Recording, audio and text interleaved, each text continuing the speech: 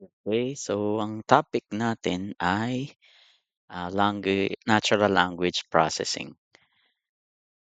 So, ano ba yung natural language processing? So, kakaiba 'to dun sa mga previously na ginagawa na natin. Kasi this time ang magiging data natin is words. Nasanay kasi tayong puro numbers. So, for now, i-define muna natin kung ano yung natural language processing or NLP. So, NLP, ito yung area ng computer science and AI that concerns with interaction between computers and so we will use human natural languages such as mga text, particularly on how to program computers to process and analyze large amount of natural language. So, ang language natin gagamitin, restricted lang tayo sa English kasi yun lang yung meron tayong library. Hindi ko alam kung merong NLP for Filipino language. Ang limitation natin is English language yung gagamitin natin. So ipa-process natin yung mga words kasi maraming puwedeng posibleng gamit 'pag puwede nating i-process yung mga words. So mamaya ipapakita ko sa inyo kung ano yung mga iba't ibang application using NLP. So unlike din ng mga previous topic natin na nagre-rely tayo sa numerical data. So, karaniwan na kasi sa ginagawa natin through regression, through time series analysis, through classification and clustering, meron tayong mga numbers. So, example, meron tayong mga sales number, meron talaga tayong physical measurement, and any quantifiable categories. So, magaling ang computers pagdating sa pagha-handle ng direct numerical information such as numbers. Pero papaano kung iha-handle natin today is text data, which is nagre-rely tayo, sa mga languages. So, hindi ko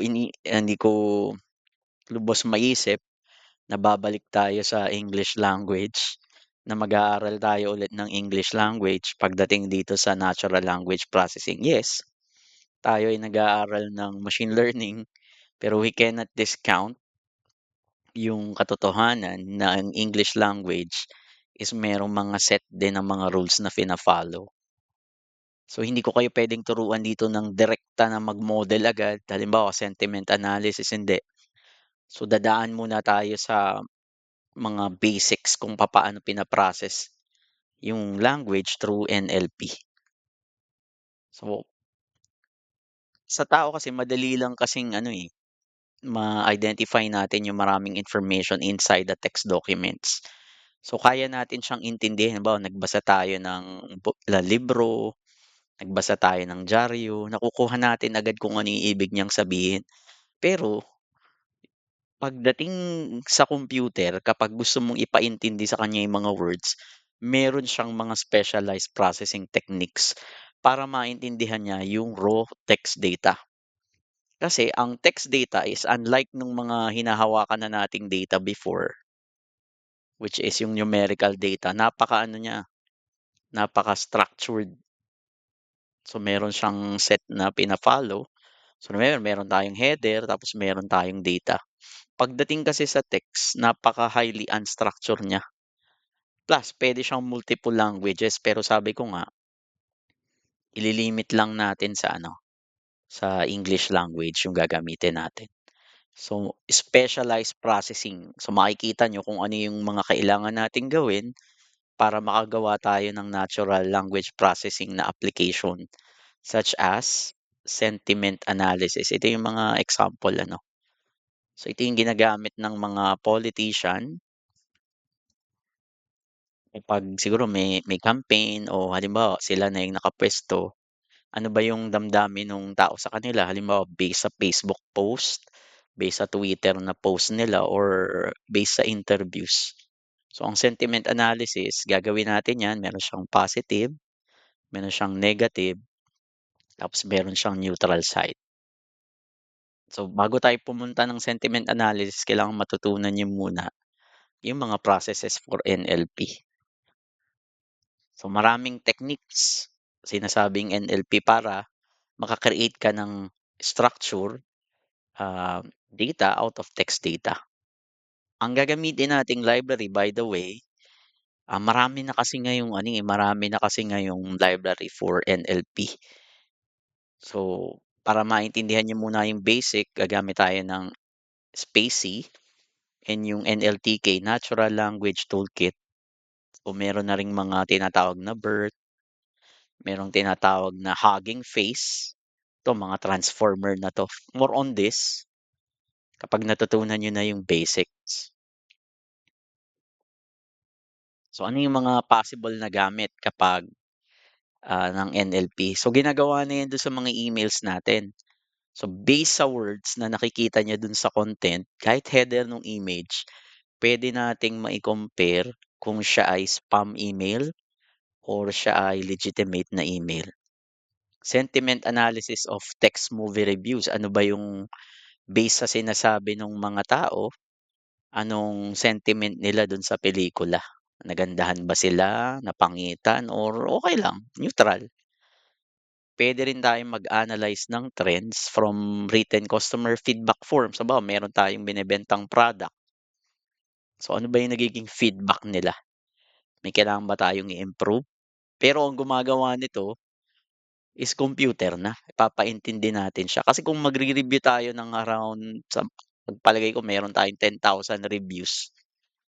Halimbawa, nagbebenta tayo ng isang produkto, puwedeng mag-comment about 10,000 reviews. So, medyo ano 'to, medyo matrabaho 'to kung mga tao yung magre-review sa isa.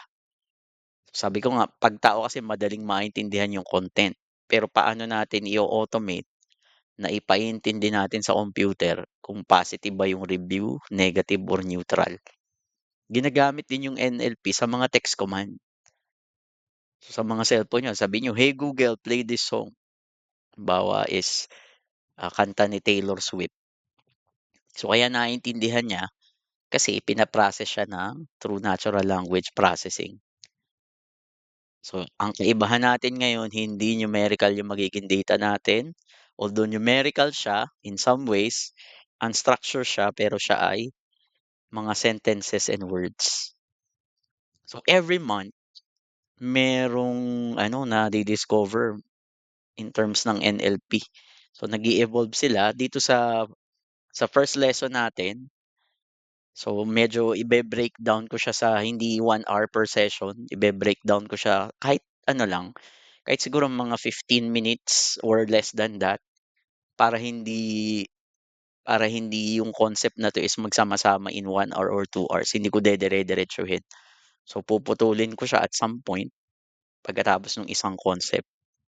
So, dito sa mga pag-aaralan natin, magfo-focus tayo sa mga fundamental ideas ng state-of-the-art technique na based off sa NLP. We will learn about the basics of using the Spacy library first. Spacy muna kasi ito yung nakikita ko na ano, na kakikitaan mo kung papaano mo ma-appreciate yung process ng NLP. So, hindi madaling mag-process ng ano, ng natural language. Sabihin ko na sa inyo, hindi siya madali. Pero maganda kasi yung application din niya in terms ng ano, ng maraming various application. So, gagamitin natin yung Spacy library. So, in terms ng Spacy basics, so ito lang yung kailangan yung tandaan. So, dapat marunong kang mag-load nung library. Ano ba yung pipeline object? Ano yung tokens? Ano yung part of speech o kaya yung POS? Hindi ito point of sale. Okay, hindi tayo mag-aaral ng point of sale. Then, understanding token attributes. Yung mga basic lang muna. So, 1, 2, 3, 4, 5. So, 5 kailangan matutunan nyo na basic.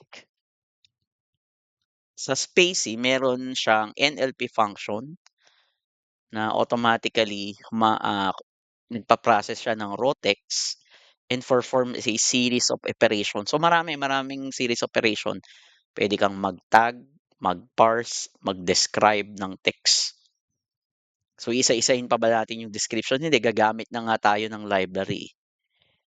So, yung library niya puwede akong mag-identify ano ba siya, yung words ba niya, noun, pronoun, adjective. Kasi kung iisa-isahin natin 'yan, gagawa tayo ng sarili nating library, mahihirapan na tayo. So, nag-e-evolve lagi yung spacey ano. So, from time to time tingnan niyo yung magiging manual niya kasi nag-iiba yung syntax. Maaaring yung ituturo kong syntax na 'to next year hindi na pala applicable. Ano, napakabilis kasi niyang mag-update ng ano, ng library. Then, merong mga pipeline objects na kailangang matutunan mo dun sa spacey. Tapos itong mga terms na 'to kailangan alam mo ano yung tokenization, ano yung ano, part of speech, yung stemming. Actually, hindi sige tuturo ko din pero most ng library hindi stemming yung ginagamit. Dumediretso sila dun sa ano, sa lemmatization. So, alam 'to ng mga ano, mga linguistic expert although hindi tayo linguistic expert so ita-try natin pa rin na mag-aral ng natural language processing. So, magde-demo ako ng code kung paano siya gagamitin then next topic natin siguro next video is yung tokenization. So, ito yung Google Colab natin, available siya dun sa GitHub natin. So, Spacey Basics muna tayo. 'Pag mag-i-import ka ng library ng Spacey, so sabihin mo lang import Spacey. So, parang kagaya niya nung NumPy natin, yung pandas at kung ano-anong classification, clustering, pre-processing library. So, import ko lang 'yan. Medyo malaki yung ano niya, yung malaki yung library nung Spacey. Then, mag-a-assign tayo kung ano yung core niya. So, tatlong sizes kasi yung core. So, izo-zoom ko siya ano. Nag-define tayo ng variable na NLP is equivalent to the Spacey library, then gagamit ako ng load. Ito yung code, English, core, web, small. So, iba-iba yung size. Kung hindi yung small na 'to gagana na 'to out of the ano, parang ready na siya. Pero kung gagamit ka ng for example ng medium at saka ng WebLG kailangan mo siyang i-install. So, magsasample ako ano, pero hindi natin gagamitin 'to. So, for example gagamit ako ng Python, mSpacey, ida-download ko yung WebMD. So, ano muna yung differences nila. For basic prototyping gagamit lang tayo nung small. So, bakit? Mabilis siya in terms ng speed, yung memory niya is low, para lang 'to sa ano, sa mga lightweight apps. Basic na natural language processing, basic na ano, parts of speech, yung NER, kalimutan ko kung anong ibig sabihin niyan, more on that. Then wala tayong mga pre-train na vectors, napakaimportante ng pre-train vectors. Meron din tayong, um, MD, babaguhin mo lang naman yung hulihan, eh. Ano yung mga feature niya, siyempre 'pag lumalaki yung ano mo, yung lumalaki yung core ng library mo ng Spacey, dumadami din yung ano, dumadami din yung features niya. Kaso 'pag malaki na 'to, halimbawa slow na, yung memory mo is high, pero maganda naman siya for advanced NLP. Ang gagamitin natin from the start is yung SM. Available na kasi siya without installing, so gagamit ako. Pero kung gusto niyong i-install yung medium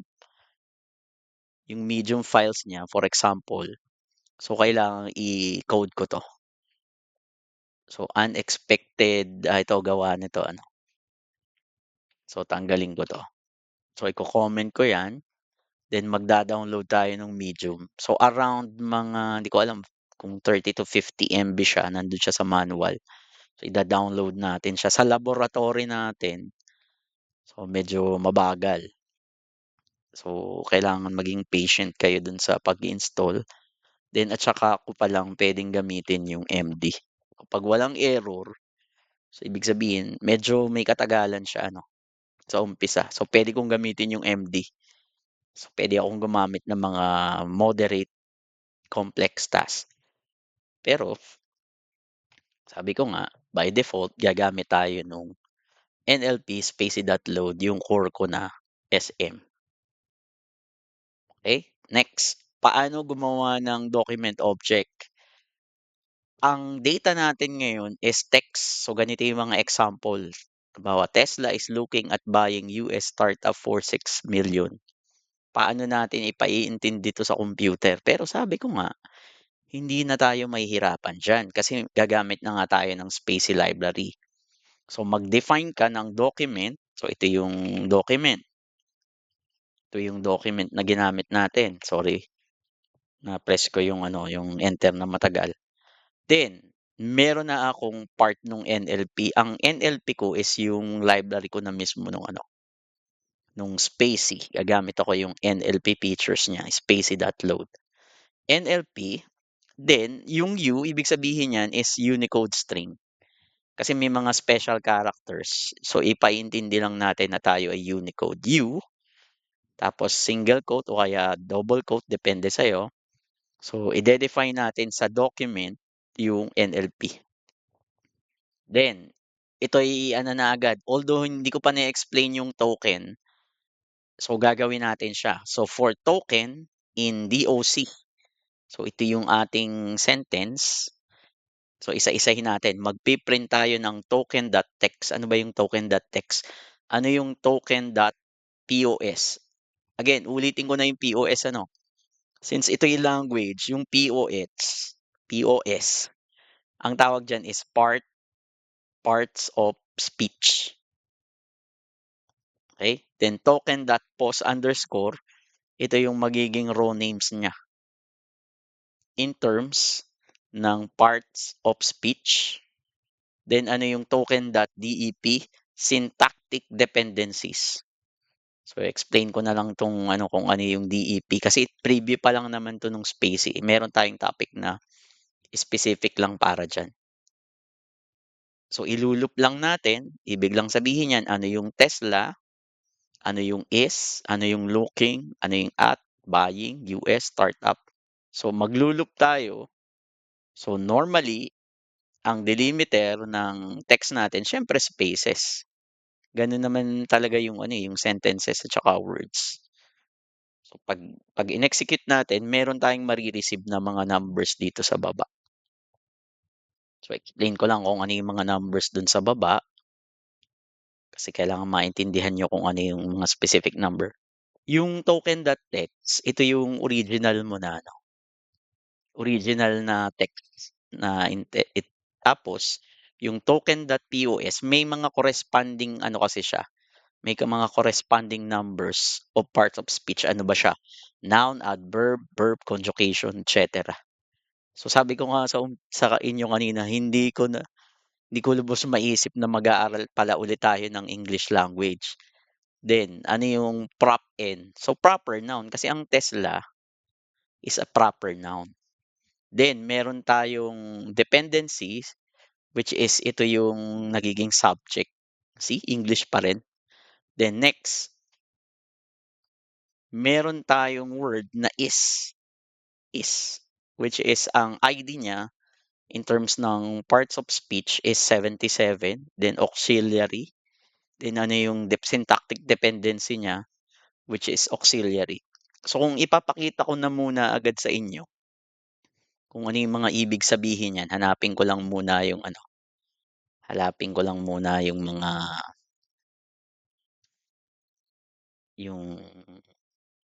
mga POS na tinatawag. Okay? Nandun sa notebook, tsaka dun sa GitHub, meron tayo nito. So, for example, review lang ano, re-review lang tayo, English language nga eh. ADJ, so ibig sabihin adjective, big, happy, round. ADP, add position, bawa in, out, off, under. Adverb, quickly, silently. AUC, auxiliary verb. So, is, has, do. Coordinating conjunction, and, but, or. So, merong mga ibig sabihin yan in terms ng Spacey library. Ito, which is pronoun, which is proper noun. Ito, John, Harris, Tesla. Ito yung sample. Punctuation. So, nakukuha din niya yung punctuation, pati mga subordinating conjunction. Then, symbol, Kung makikita niyo yung dollar sign, ito yung dollar sign natin. Then meron din tayong, number. Kung makikita niyo, number ito, itong 93. Then yung buying, makikita niyo verb, ID niya 100, P-comp. P-comp yung ibig sabihin in terms ng syntactic dependency. So meron ako ditong mga dependency value. Ito, DEP value. Ano yung P-comp? Kung available. Complement of a preposition. So she is fond of reading. Yun yung mga sample. Then meron din tayong compound, US. Kasi kaya niyang i-identify, hindi ito as. So na-identify niya to na United States. To United States, itong compound. Then noun, startup, another preposition for. So naiintindihan yan, may mga specific value lang tayo diyan kung anong description niya. Okay? Pansinin niyo, yung million, although naka-word siya, naintindihan niya na yun ay number. So sinong nakaisip niyan? So lahat nandun na siya dun sa nandun na siya sa core nung nandito siya, English Core Web SM. Kung kailangan mo mas marami, kailangan i-download mo yung large. Pero kung anong gamit mo, sabi nga, kung anong gamit mo na task, ba't gagamitin mo yung halimbawa yung large kung kaya naman nung lang, nung small. So, yun lang ibig sabihin yan. Then, meron din tayong, more on this, gagawin natin pa to. So, ito yung preview lang nung library. Then, meron din tayong pipeline. So, execute ko lang, nlp.pipeline. So, ayun, yung NER is Name Entity Recognizer. So, meron tayong token, meron tayong tagger. So, ibig sabihin, ito yung pwede natin gamitin in terms ng natural language processing. May pipeline yung spacey. May parser, may attribute ruler, napaka-importante, lemmatizer. Then, ang last niyang pipeline is yung NER. So, in terms ng tokenization, so more on this, meron pa tayong specific topic on tokenization.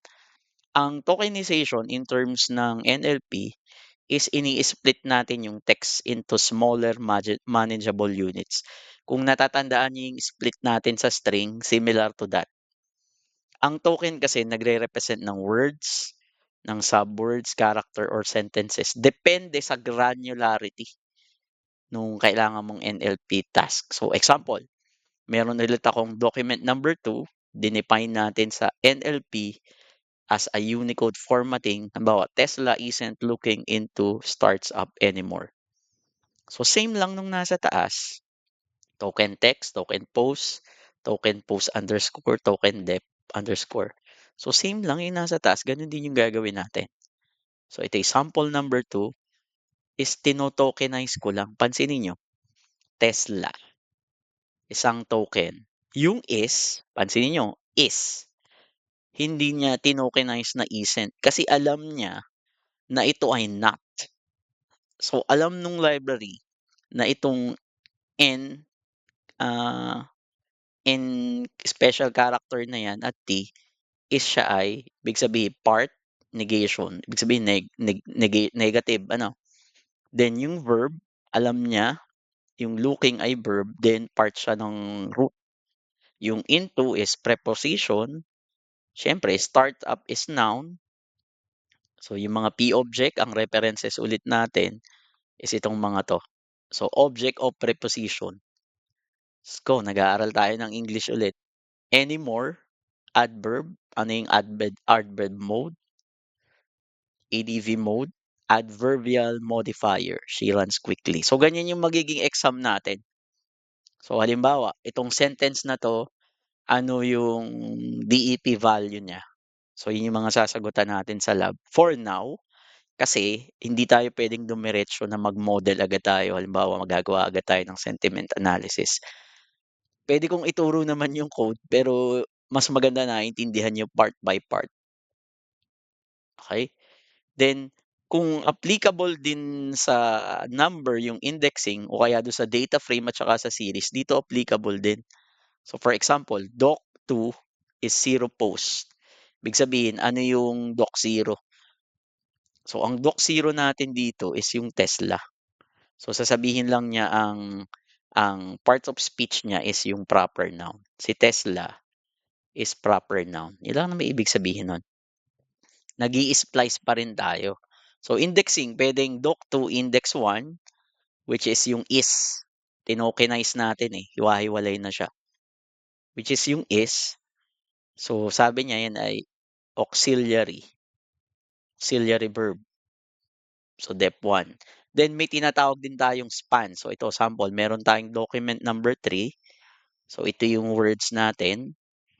So, remember, ito is string pa rin. Pwede nating ang tawagin dito is, bawa, life quote. So, kinuha natin is from here, life hanggang plants. So, isipin nyo na lang, 16 to 30, nag-i-splice lang tayo. So, sir, bakit naging 16 yan? Kung ilalagay ko halimbawa sa ika-15th ano, so yung phrase nating natapos is hanggang dun. Ano, ito yung ika-15. Hindi ko nabibilangin ano, kasi minsan sinasama niya yung ano, yung mga quotation at saka yung mga punctuation. So, sinukat ko na 'to. So, ang 16 to 30 natin is from here hanggang dun. So, pwede kang mag-index. Halimbawa, specific na halimbawa, ito lang yung i-process mo.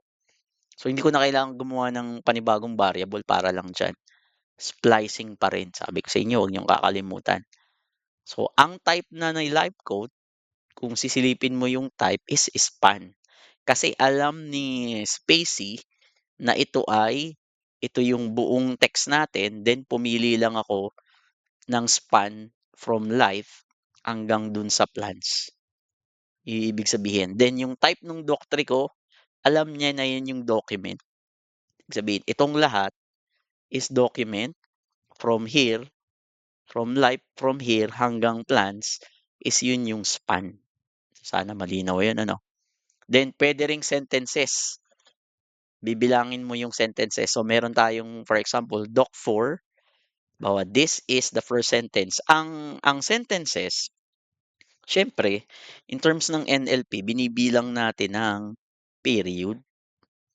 So, pag sinabi mong ganito, bawa, for sentence in doc 4, then that sentence. Ibig sabihin lang nung that sentence is in terms tayo ng ano, sentences. Then ipiprint lang natin for sentence in doc 4, tingin lang tayo sa sentence. Hindi ako nagto-token ano, ang token ibig sabihin word by word. Ito token ko gaya ng mga ginagawa natin dito sa taas. Okay? Token. For token in doc 2. Yan ipiprint ko per token. Okay? Dito, ginagawa natin is per sentences. So, kung i-execute mo to, alam niya kung saan niya puputulin. So, ito yung unang sentence, pangalawang sentence, kasama yung period, syempre. Then, ito yung last sentence. Indexing, so same. Doc 7, so kung bibilangin natin siya, Doc 4, yung 7, ang ika-7 niya daw is yung is. Okay? So, anong is dyan? So, halimbawa, sampuran muna natin ng doc 4.1. So, anong mata-target natin dyan? Yung is pa rin. So, yung 0, para mas maintindihan nyo, so yun pa rin. So, this. So, halimbawa, ika-15. Random to, ano? Hindi ko alam kung anong lalabas. So, yung sentence. Ang daming sentence. So, halimbawa, ika-14. So, nasa ika-14. Last. So, ito ika-14 nyo. So, pwede pa rin yung splicing in terms ng sentence. Then, last, so, pwede kang gumamit ng function. Ito bihira lang, pero ipapakita ko lang. For example, ito yung doc4, 7 is sent. So, sinasabi lang ba natin na yung index ko na 7, which is yung is it the start of the sentence? So, sasabihin lang nito, yung 7 by start, no? Maybe yung number 6. True. Ibig sabihin, 0, 1, 2, 3, 4. Hindi ko alam kung anong nagiging bilang niya, no?